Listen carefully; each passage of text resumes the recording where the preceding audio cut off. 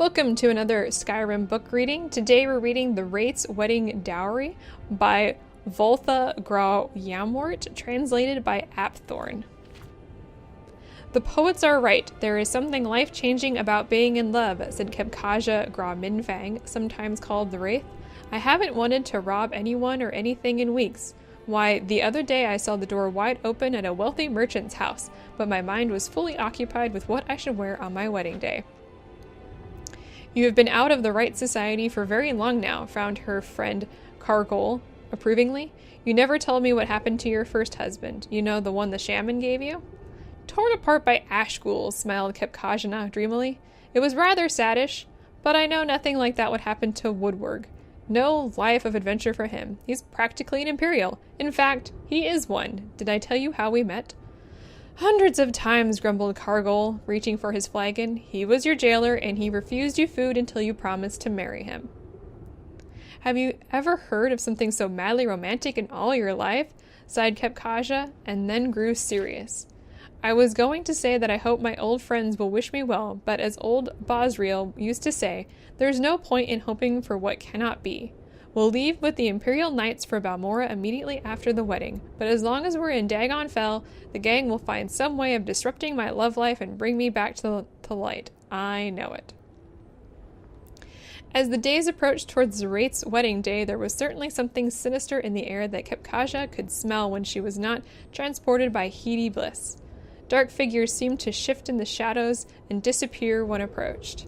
She recognized the clothing of some beggars near Woodward's cottage as costumes, but the mendicants hurried away before she could recognize which of her old gang was stalking her.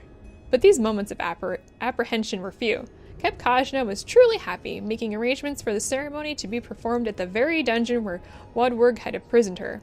Her father was long since dead, another victim of the ash ghouls, but her fiancé's commander volunteered to act in his behalf.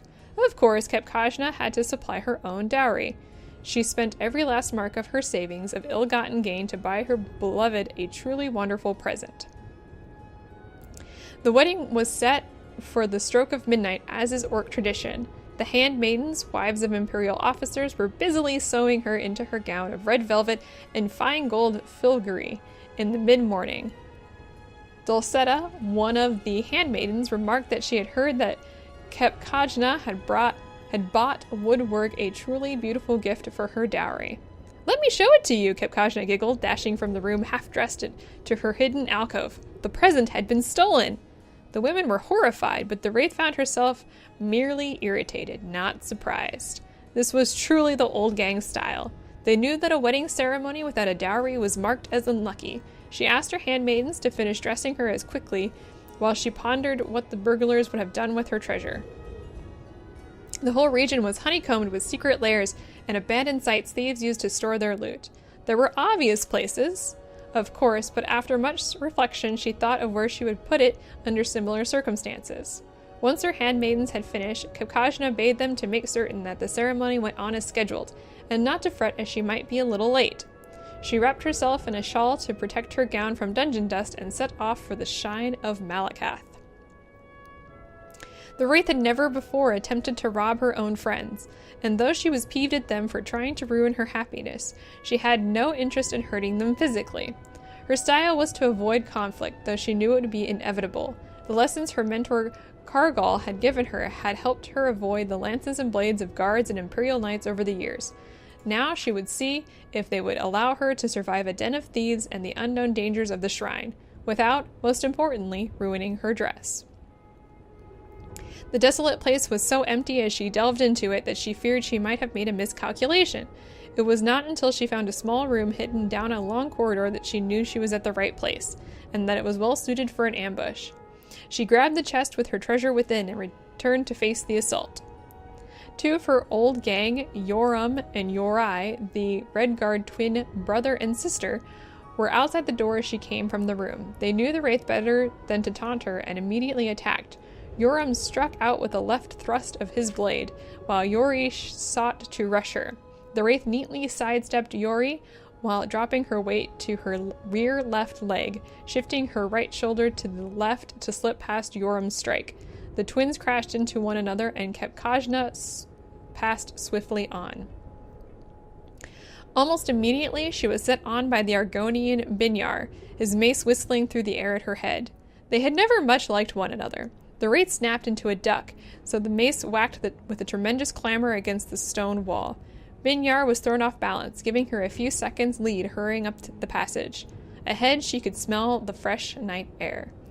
The last of her Dowry's defenders was Sorogoth, an orc whom she had shared a brief romance. It was he who Kepkajna knew had masterminded the theft. In a way and in context, she thought, his devotion to her misery was rather sweet.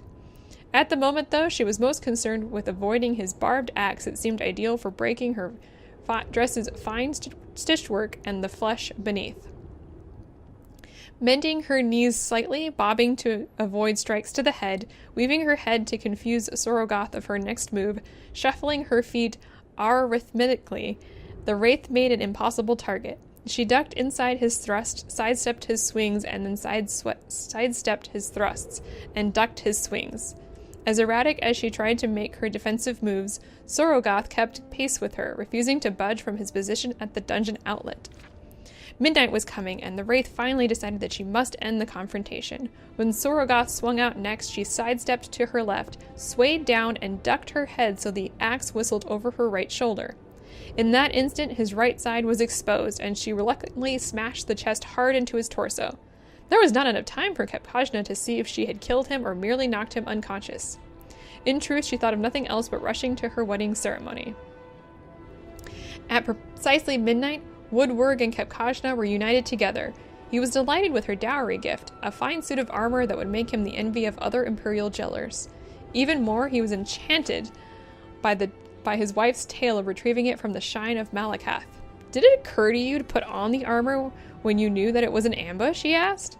"I didn't want to dent your present," she replied between kisses, "and I certainly didn't want to wrinkle my gown."